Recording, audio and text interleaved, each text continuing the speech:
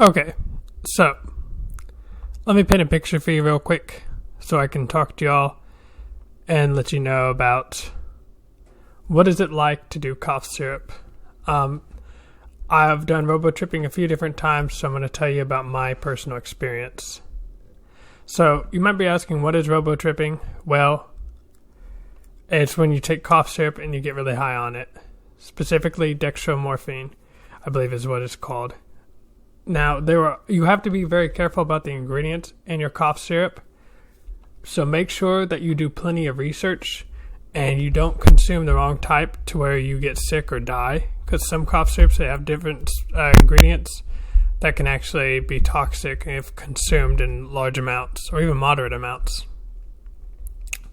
So be careful when you do that. By the way, this is only educational. In fact, I recommend that you live a straight edge lifestyle, that you don't do any type of illicit substances. I think they're terrible for you. I think you're just asking for a bad time and you're playing with fire, to be perfectly honest. So, the first thing I noticed was, and this was one of the reasons why I actually quit using cough syrup, and I want part of my channel to be educational, and specifically in the education of not using drugs. I see a lot of people go around and they praise all these great things about drugs. And one common misconception I see is that they tell you it shows you things that you don't want to see normally. Like they try to make it almost like it's spirited awakening, right? It makes you confront your inner demons or whatever. They try to put a positive twist on traumatic events. A lot of psychonauts do. And sometimes it's just not the case. Sometimes really all it is it's nightmare filled. You're having a really bad trip. There's nothing to be gained from it.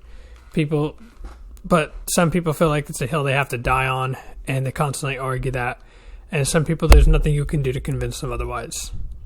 I'm not saying that drugs are completely bad. There are definitely medicinal and therapeutic benefits to many different types of medications and drugs. But what I see a lot of times is psychonauts try to play it down like there aren't traumatic events that can cause PTSD, that can cause people to commit suicide because they're in a bad headspace. What I see a lot of times is they equate that because there, quote-unquote, aren't any physical health consequences, which there are, specifically when your heart rate is increased and your blood pressure is increased. So what happens with stress is there's plenty of studies on it, that when you're stressed out or you have a stressful event, you're more, especially if it's multiple stressful events in one day, that you're more likely to have a cardiac event than someone who's not. And there's multiple factors to this, but one of the biggest ones is the stress release chemical cortisol, along with adrenaline, because these increase your blood pressure, which narrows your arteries, and this increases your heart rate, which means your heart has to pump and work harder. But this is a topic for another story. They're not physically harmless by any means. And mentally, we don't have to argue that either. But mentally, there's plenty of bad things to be said about them. I'm not a fan at all. In fact, I don't think they should be used like they are being used. I think they're misused a lot of times, like many other drugs. But again, I'll get off my soapbox and get back to my trip report. So I did cough syrup. And the first thing I noticed was I started feeling really light. In fact, I couldn't really feel my body at all. For me, on the lighter end, it was a very nice experience. It would almost be like I was high, like really, really high, like a really relaxed, mellowed out high. It was almost like when I took it in smaller doses. It was like getting super stoned. It was like getting ridiculously stoned when I was just, when I took it in more moderate doses.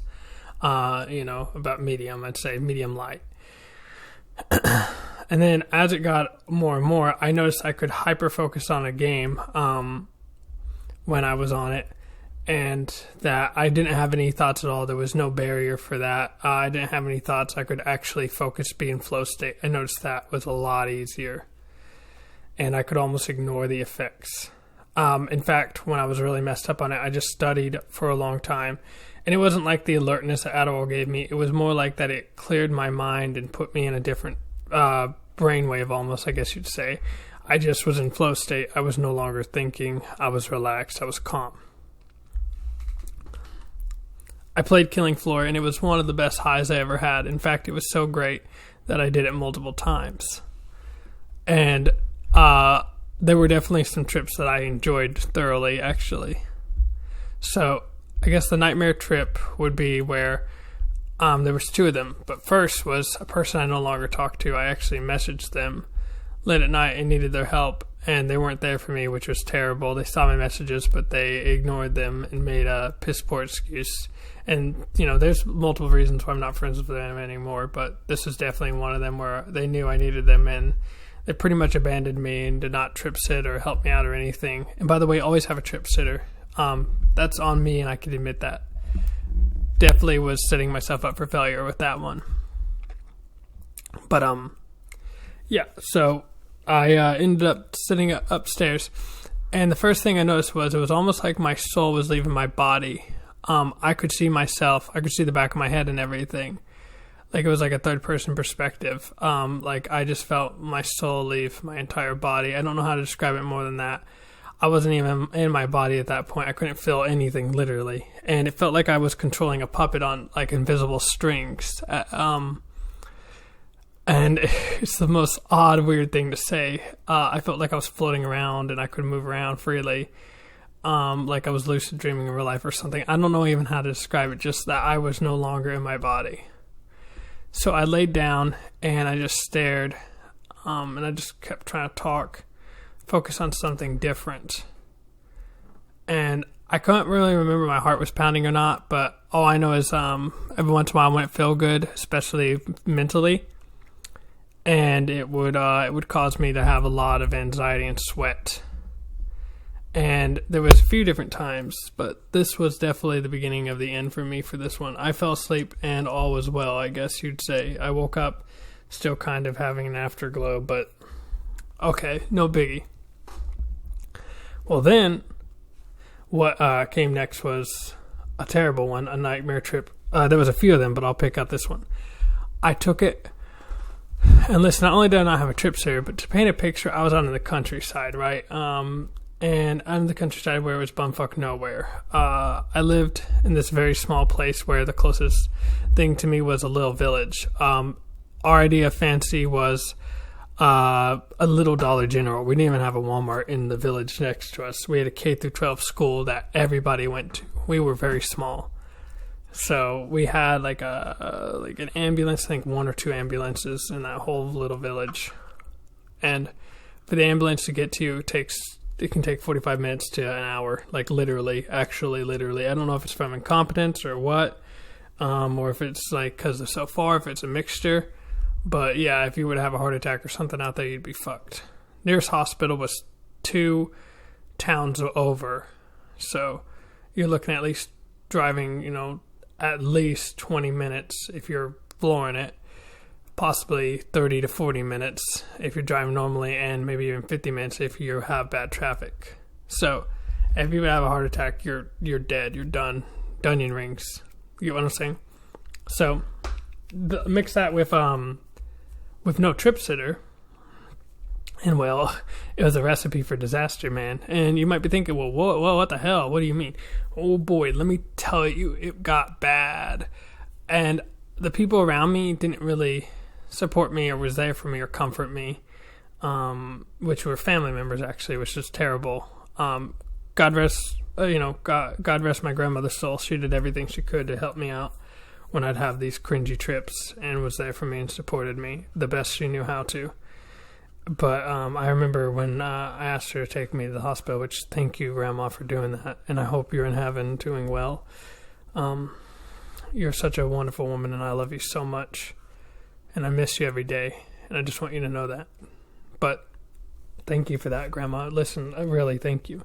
She took me to the hospital, and we were driving there, and she was hurrying up as we were going. And one thing I remember asking her was, I told her I didn't feel good and everything. I asked her, am I going to die? Am I going to be okay? And I remember she told me she doesn't know. I told her I felt like my heart pounding on my chest. And she didn't, she doesn't know what, like, DMT or acid is like, or anything like that. So she didn't really have any reference point. But she did warn me not to do it, and I should have listened to her. And so I get to the hospital and everything, and we end up going home, and I can't piss, and I don't know why I can't piss, but I just couldn't piss. I felt like I had to pee, but I couldn't, and that made it worse. So I was like, I can't pee. And if you get really fucked up on DMT, the thing is you can't actually walk, like your body, your skeleton system just doesn't work. I could not stand straight up once I was really fucked up. I was literally crawling, like I literally could not stand up, and that just made things worse. So if you were trying to be independent, then that's fucked up. And if something really did happen, you have to call somebody. You just have to hope to God it's within reach, or within, like a toddler's reach, because you're not standing up. I had to crawl up and down the steps. And when I did stand up, I was bent over, hunched over like Hunchback of Notre Dame, barely holding it together, shaking. Just felt like it was like my skeletal system was not supporting my body at all. So what I would recommend doing is, back to sort of recap, if you're going to do it, which I don't think you should do at all, I seriously can't advise that enough, especially if you're just doing it to get fucked up. Have a trip sitter. Make sure you're near a hospital. I'm talking near a hospital, because that can, that's really important in case something does happen. You can die from these drugs, and or at the very least, if you want to, argue that you can't, you might kill yourself on them if because no matter what, it's like somebody can tell you're just tripping over and over again, but even though you're tripping, it's not like that's in your head at the moment. You just think, oh my God, is this ever going to go away? Oh my God, is this it? It doesn't matter whether or not somebody tells you you're tripping, because they're not experiencing what you're experiencing. If only they felt what you were feeling, they too would understand, but they don't understand. So a trip sitter would be good. Making sure that you check the ingredients and you educate yourself about the drug in case there's any possible interactions of other drugs, or if that thing is safe to take in of itself. Certain types of cough medicine are actually way more lethal than others. Making sure you check the appropriate doses and do your research. If you are absolutely going to go with this sort of shit, microdose it. There's just so many different ways to handle it. Make sure you're in the right headspace. Make sure you've worked through everything. Make sure there's nothing you need to do, that you don't have to drive anywhere. You're not going to have to do anything. That you don't have work or anything that you have to go to, because your environment is definitely going to, like I said, play a huge factor into this. And if you're in a bad environment, then chances are you're going to be fucked. And many other things. That's not an extensive list, but just some ideas for you. Anyways, that's my trip report on cough syrup and why I don't recommend it. It's one of many different drugs that turned me very anti-drug.